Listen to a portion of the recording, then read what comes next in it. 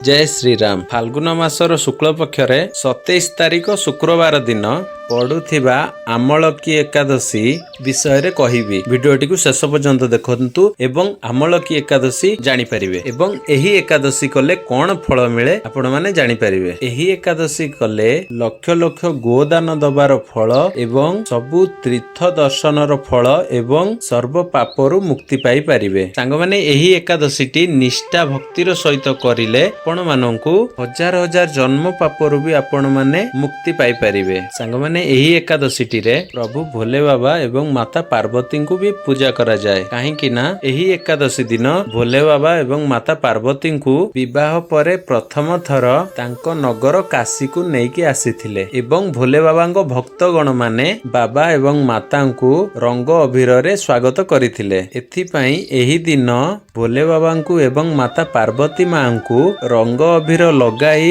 एकादशी व्रतटी को आपण माने आरंभ करि परिबे एवं श्री नारायणकर कृपा लाभ करने सहित महादेवंकर कृपा भी लाभ करि परिबे। जय श्री राम। सांग माने भिडियोटी जदि भल लागि थाए ताले कमेंट बॉक्स रे ओम नमो नारायण लिखि जय श्री राम।